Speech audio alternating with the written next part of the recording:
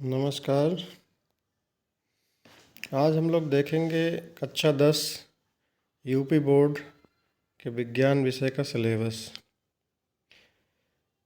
इसमें 70 अंक की लिखित परीक्षा एवं 30 अंक का प्रयोगात्मक एवं प्रोजेक्ट कार्य होगा। न्यूनतम उत्तीर्णांक 23 एवं 10 कुल 33 अंक है। यानी कि थ्योरी में आपको 23 नंबर लाने हैं और प्रैक्टिकल में प्रोजेक्ट में कुल मिलाकर 10 अंक लाने हैं। तो 23 और 10 मिला के कुल 33 अंक जिसके आएंगे वो पास माना जाएगा। इसमें अब जो पाठ है, इकाई है, उनका अंक विभाजन है। उसके अनुसार कौन सा पाठ कितने अंक का है। पहली जो इकाई है रासायनिक पदार्थ प्रकृति एवं व्यवहार, ये 20 अंक का है। दूसरा जैव जगत बायोलॉजी का है, ये 20 नंबर का है। तीसरा पाठ इसमें है अपवर्तन, ये फिजिक्स का है, ये आएगा अपवर्तन से 12 नंबर का। चौथा जो यूनिट है वो है विद्युत धारा का चुंबकीय प्रभाव, इससे 13 अंक के प्रश्न बनेंगे।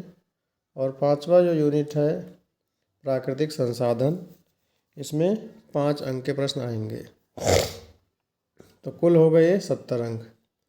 यहाँ पर आपके 30 नंबर के प्रयोगात्मक और प्रोजेक्ट कार्य होगा। तो 30 और 70 मिला करके आपका 100 नंबर का पूरा पेपर होगा। इसमें इस साल जो बोर्ड एग्ज़ाम होंगे उसमें 30% सिलेबस कम कर दिया गया है। 30% जो हटाया गया है वो भी हम आगे बताएंगे वीडियो में। अभी आप देखें कि प्रत्येक पार्ट से सिलेबस में क्या क्या है। जो पहला यूनिट है रासायनिक पदार्थ प्रकृति एवं व्यवहार, इसमें 4 चैप्टर कुल हैं। इन 4 चैप्टर में पहला चैप्टर जो है रासायनिक अभिक्रियाएं, जिसके अंदर आपको पढ़ना रासायनिक समीकरण, समीकरण को संतुलित करना, संतुलित रासायनिक समीकरण का तात्पर्य, संतुलित रासायनिक अभिक्रियाओं के प्रकार, संयोजन अभिक्रिया, अपघटन या वियोजन अभिक्रिया, विस्थापन अभिक्रिया, द्विविस्थापन अभिक्रिया, अवक्षेपण अभिक्रिया, उदासीनीकरण, उपचयन तथा अपचयन अभिक्रियाएं। तो ये केमिस्ट्री का पहला पाठ है, रासायनिक अभिक्रियाएं। दूसरा है अम्ल क्षार तथा लवण, इसमें हाइड्रोजन तथा हाइड्रोक्सिल आयनों के आधार पर अम्ल क्षार तथा लवण की परिभाषाएं, अम्ल क्षार के सामान्य गुणधर्म, उदाहरण तथा उपयोग, पीएच पैमाना की अवधारणा, लघुगणक से संबंधित परिभाषा आवश्यक नहीं है। यानी केवल आपको पैमाना उसका अवधारणा देखना है पीएच का, कि किस पीएच पे अम्लीय होगा, किस पीएच पे क्षारीय होगा। दैनिक जीवन में पीएच का महत्व, सोडियम हाइड्रोक्साइड, विरंजक चूर्ण, baking soda, Dhawan soda, plaster of Paris के निर्माण की विधि तथा उपयोग, ये सारे बहुत ही महत्वपूर्ण हैं, इसको ज़रूर तैयार कर लेना है। तीसरा पार्ट आपका है धातु तथा अधातु, इसमें पढ़ना है सक्रियता श्रेणी, धातु कर्म की आधारभूत विधियाँ, संक्षारण तथा उसका निवारण, ये पाठ हो गया। फिर जो महत्वपूर्ण पाठ है आपका कार्बनिक यौगिक, कार्बनिक यौगिक में सहसंयोजी आबंध, कार्बन की सर्वतोमुखी प्रकृति, समजातीय श्रेणी, प्रकार्यात्मक समूह या फंक्शनल ग्रुप वाले कार्बनिक यौगिक। इस प्रकार्यात्मक समूह में आपको halogen, alcohol, ketone, aldehyde, alkane और एल्काइन, ये इतने चीज़ें आपको पढ़नी है। इनकी नाम पद्धति, नॉमेनक्लेचर, IUPAC नामकरण भी पढ़ना है। संतृप्त तथा असंतृप्त हाइड्रोकार्बन में अंतर, कार्बनिक यौगिकों के रासायनिक गुणधर्म, दहन, ऑक्सीकरण, संकलन, प्रतिस्थापन, ये सारी अभिक्रियाएँ इसमें पढ़नी है। फिर एथेनॉल और एथेनोइक एसिड के केवल गुणधर्म और उपयोग पढ़ना है। अगला पार्ट जो है आपका आवर्त सारणी। तो आवर्त सारणी में जो है तत्वों का वर्गीकरण पढ़ना है। वर्गीकरण की आवश्यकता क्या हुई, मेंडलीव की आवर्त सारणी, आधुनिक आवर्त सारणी, गुणों में उन्नयन, संयोजकता, परमाणु क्रमांक, धातु तथा आध्यात्मिक गुणधर्म। तो ये सारा आपको केमिस्ट्री का पाठ पढ़ना है जो 20 अंक का आएगा। दूसरा हमारा है जैव जगत, यहाँ से बायोलॉजी शुरू हो जाएगा। जो ये आपके 20 अंक की आएगी। पहला पाठ इसमें है जैव प्रक्रम। सजीव पौधों तथा जंतुओं में पोषण, श्वसन, परिवहन तथा उत्सर्जन की मूलभूत अवधारणा, ये पाठ पढ़ना है। किताब में बहुत सारा दिया है, लेकिन जो आपके सिलेबस में है इसको ज़रूर करके पढ़ना। जो जो टॉपिक इसमें दिया गया है इसकी तैयारी अवश्य कर लें, क्योंकि बोर्ड परीक्षा में एग्ज़ाम इन्हीं से आएगा।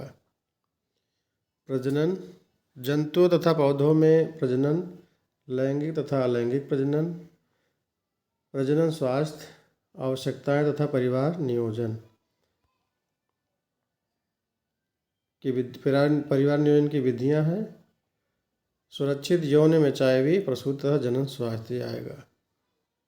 अगला इसमें जो पाठ है अनुवांशिकता एवं जैव विकास, इसमें पढ़ना आपको अनुवांशिकता, मेंडल का नियम, मेंडल का योगदान, लक्षणों की वंशागति के नियम पढ़ने हैं, लिंग निर्धारण, उसका संक्षिप्त परिचय, विकास की मूल संकल्पनाएं, विकास कैसे हुआ, जैव विकास कैसे हुआ, इसके बारे में पढ़ना है।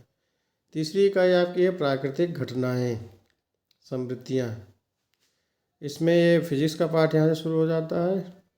इसमें वक्र पृष्ठ द्वारा प्रकाश का परावर्तन, गोलीय दर्पण द्वारा प्रतिबिंब बनना, वक्रता के मुख्य अक्ष, मुख्य फोकस दूरी, दर्पण का सूत्र।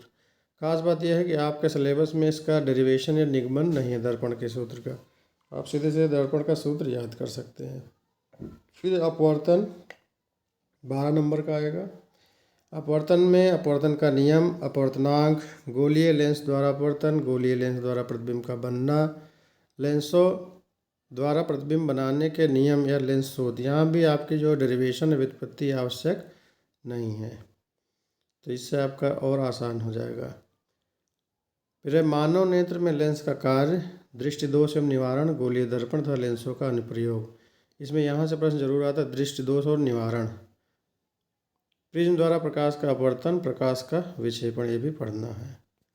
अगला पाठ जो है विद्युत का प्रभाव, इकाई 4, विद्युत का प्रभाव। इसमें आपको पहले विद्युत धारा, विभवांतर तथा विद्युत धारा, सबसे महत्वपूर्ण जो इसमें ओम का नियम, इसको ज़रूर पढ़ना है। इस पर आधारित आपके न्यूमेरिकल्स भी आएंगे, सवाल आएंगे।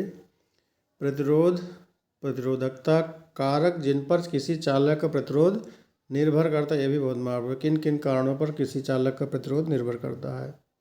प्रतिरोधों का संयोजन, यानी दोनों क्रम में पढ़ना है, समांतर क्रम और श्रेणी क्रम, इसका संयोजन, इसका सूत्र भी पढ़ लेना है।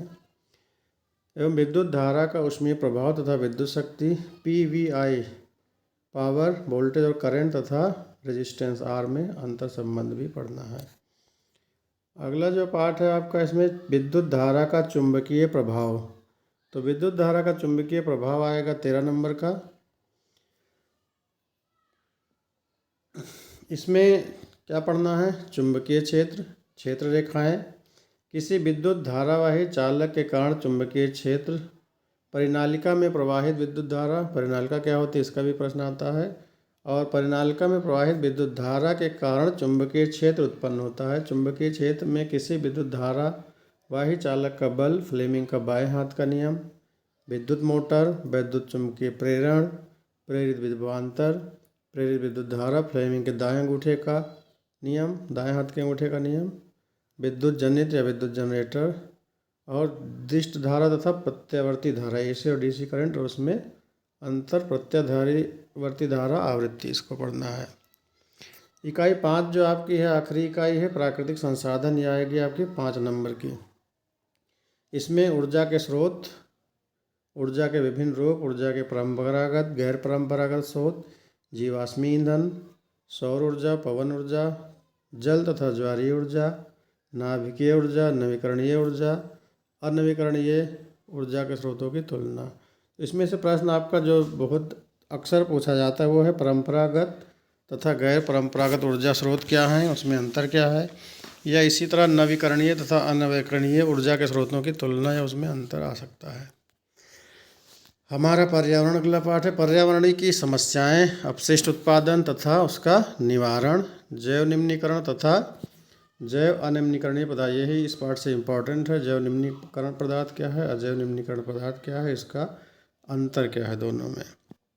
उसके बाद जो अंतिम यूनिट है प्राकृतिक संसाधनों का प्रबंधन, प्राकृतिक संसाधनों का संरक्षण तथा उचित उपयोग, वन तथा वन्य जीवन, कोयला पेट्रोलियम का संरक्षण, वन प्रबंधन में लोगों की भागीदारी के उदाहरण, इसमें आपको बांध की उपयोगिता, उसकी सीमाएं, जल संग्रहण, प्राकृतिक संसाधनों का संपोषण, इसके बारे में पढ़ना है। तो ये आपका सिलेबस हो गया। इसके बाद आपके प्रयोगात्मक कार्य हैं। इस प्रयोगात्मक कार्य में आप लोग क्या करना है, प्रथम आंतरिक मूल्यांकन जो मौखिक परीक्षा के आधार पर होगा वो माह अगस्त में होगी, वो 10 नंबर की। दूसरा आंतरिक मूल्यांकन रचनात्मक लेखन आधारित पर यह परीक्षा ये भी होगी 10 अंक की। और 4 मासिक परीक्षाएं होंगी 10 अंक की। ये तीनों मिला के 10, 10, 20, 10, 30 अंक का हो गया। प्रथम मासिक परीक्षा जो है उसको लेना है जुलाई माह में, जो वर्णनात्मक परीक्षा के आधार पर होगी। दूसरा जो द्वितीय मासिक परीक्षा है वो बहुविकल्पीय प्रश्नों के आधार पर माह अगस्त में। तीसरा जो परीक्षा होगा वो वर्णनात्मक परीक्षा, डिस्क्रिप्टिव क्वेश्चन आएंगे इसमें, नवंबर माह में। चतुर्थ मासिक परीक्षा बहुविकल्पीय परीक्षा दिसंबर माह में आयोजित की जाएगी। चारों मासिक परीक्षाओं के प्राप्तांकों के योग का 10 अंक में परिवर्तित किया, यानी इनका एवरेज लिया जाएगा और 10 में से दिए जाएंगे। फिर आप में जो प्रयोगात्मक कार्यों की सूची यहाँ नीचे दी हुई है, इसमें से प्रयोग आपको लिखने हैं और करने भी हैं। ये सारे प्रयोगात्मक कार्य की सूची है।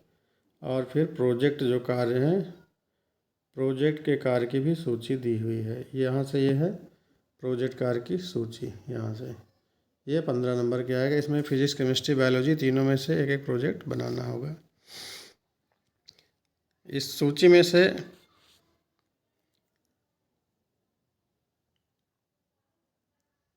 तीन प्रोजेक्ट बनाना है, यानी फिजिक्स में, केमिस्ट्री में और जीव विज्ञान में। ये दिए हैं, इनमें से अपने पसंद का कोई चुन लेना या आपके जो टीचर बताएंगे उसको लिखना है। ये यहाँ से बहुत महत्वपूर्ण है। क्या महत्वपूर्ण है इसमें कि जो 30% कम किया गया पाठ्यक्रम है, ये आपका जानना बहुत ज़रूरी है। इस चीज़ को आपको नहीं पढ़ना है, इससे प्रश्न बोर्ड परीक्षा में नहीं आने हैं। तो धातु एवं अधातु पाठ में से निकल गया है जो, वो है धातु तथा धातुओं के गुणधर्म, इसको नहीं पढ़ना है। आयनिक यौगिकों का निर्माण तथा इसके गुणधर्म, इसको भी नहीं पढ़ना है।